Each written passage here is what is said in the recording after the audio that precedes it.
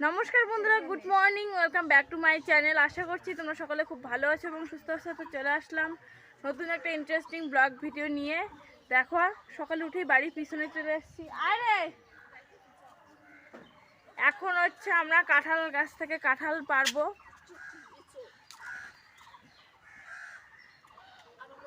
বাড়ির একদম পিছনে চলে আসছি। এ মাগো, তো এই হচ্ছে আমাদের কাঁঠাল গাছ। অনেক কাঁঠাল বিক্রি করা হয়ে গেছে।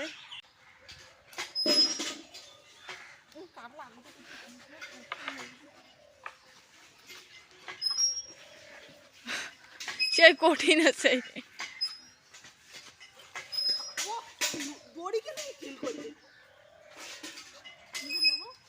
ছোট তার বগলে ছোট কাঁঠালটায় বেকার বেকার আঘাত পালি, কাঁঠালটা শেষ। কাঁঠাল পাড়তে এসে আমাদের কি কন্ডিশন হচ্ছে। কাঁঠাল পাড়তে এসেছিলাম ঠিকই, কিন্তু কাঁঠাল পাড়তে এসে আমাদের নাজেহাল অবস্থা। কারণ গাছ তো অনেক দূরে আর কাঁঠালও অনেক দূরেই রয়েছে। আর গাছের যে গোড়ায় কাঁঠালগুলো আছে ওগুলো কিন্তু পাড়তে দিচ্ছে না, কারণ ওগুলো এখনও খুব ছোট ছোট। আর এই যে বেকিটা দেখছো, এগুলোকে কিন্তু আমাদের ওইদিকে বেকি বলে। তো এই বেকিটা না খুলে গেছে, বাঁশের মধ্যে তো আটকানো ছিল। দূরের কাঁঠাল তো ওই রকম করেই পাড়তে হবে। তারপর কিন্তু আমি সুতো দিয়ে ভালো করে টাইট করে বেঁধে নিলাম। বেঁধে নেওয়ার পর আমি এবার ট্রাই করছি যে কাঁঠালটা পাড়তে পারি কি না। আগে কিন্তু আমার মেজো বোন ছোটো বোন ট্রাই করেছিল, ও মানে ওরা দুজন পারেনি, তারপর আমি ট্রাই করলাম। এখন কিন্তু আমার পর আমার ছোটো বোন আবার ট্রাই করতেছে।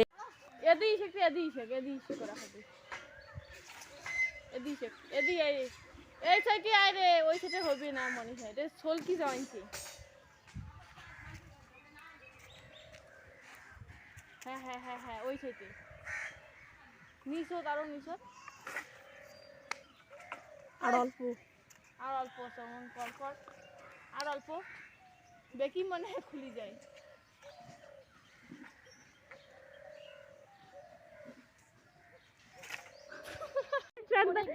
একদম এত বড় হয়ে গেল। কমপ্লিট, একটা বড় হয়ে গেছে, একটা এখনো ছোট আছে।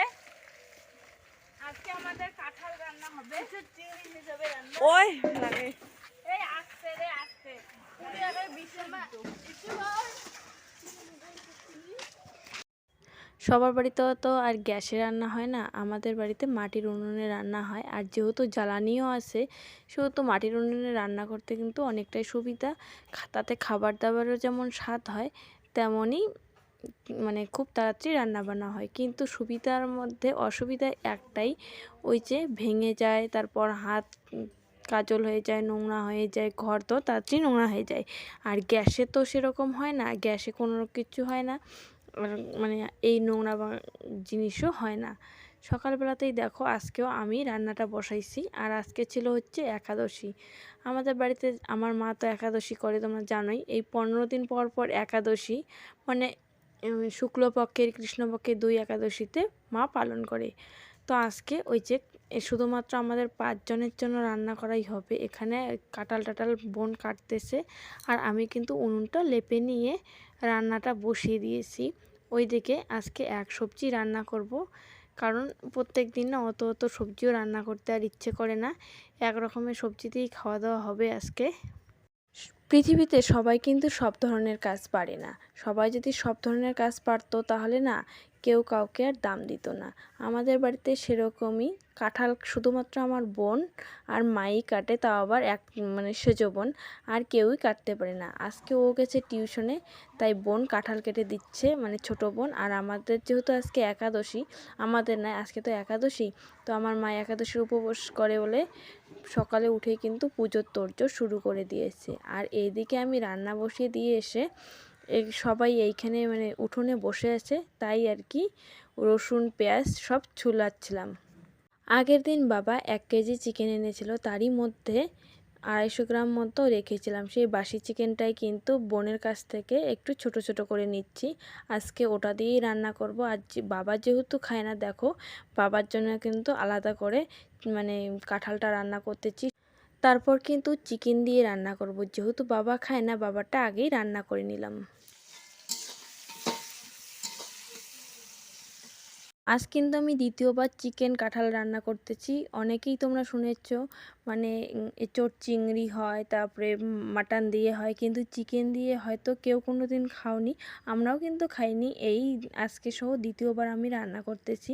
তো এখানে আমি দেখো আলু কেটে নিয়েছি, টমাটো আর এঁচোড়গুলো সিদ্ধ করে নিয়েছি, আর হচ্ছিল মাংস।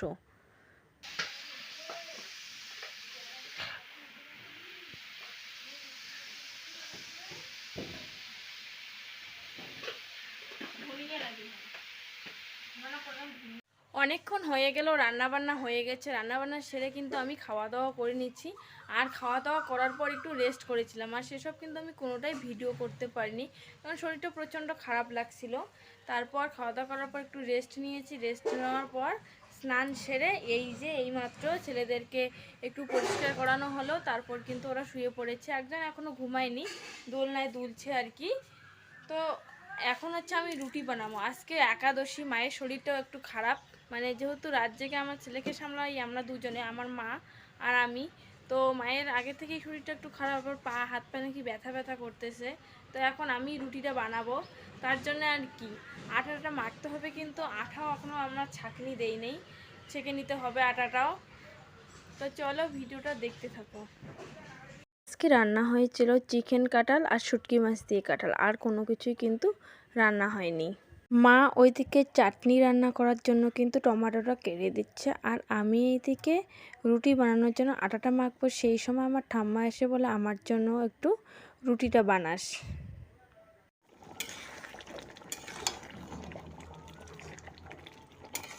আটাটা মেখে শুধু ঘরে আসছিলাম যে রুটিটা বানাবো, তখনই আবার ছেলে উঠছে। সেই জন্য কিন্তু দেখো আমার মা শুরু করে দিয়েছে রুটিটা বানানোর জন্য। আর এইদিকে যেহেতু বিকেল হয়ে গেছে, বোন কিন্তু ঝাড় দেওয়ার জন্য উঠোনে জল দিচ্ছে, কারণ এতটা পরিমাণে ধুলো উড়ায়।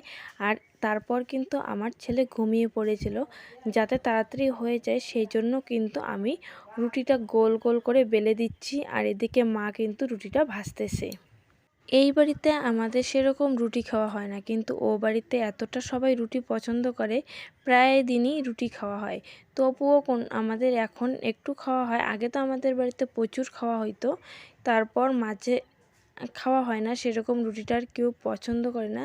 কিন্তু এখন না, একাদশী তারপর কোনো উপোস, এই দিনগুলোতে রুটি বানানো হয়, আর যদি কারো শখবশত খেতে ইচ্ছে করে তাহলেই খায়।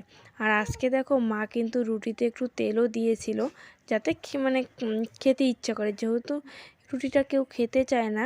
তো তারপর কিন্তু দেখো আমি ভাজা শুরু করে দিয়েছিলাম, আর আমার মা শিখিয়ে দিচ্ছিলো যে কীভাবে অল্প একটু তেল দিয়েও মানে এইভাবে বানা যায়। আমি কিন্তু এইভাবে ভাজতে পারি না, কিন্তু আমার মা কিন্তু শিখিয়ে দিল। আর এটাই কিন্তু সব শেষ রুটি ছিল। রুটি বানানো হতে না হতেই কিন্তু সবার আগে আমি খেতে বসেছি। দেখো একসঙ্গে কিন্তু খাওয়ার বসার কথা ছিল, কিন্তু এই যে আমার ছেলে উঠবে তাই মা বললো তুই একটু আগে আগে খেয়ে নে।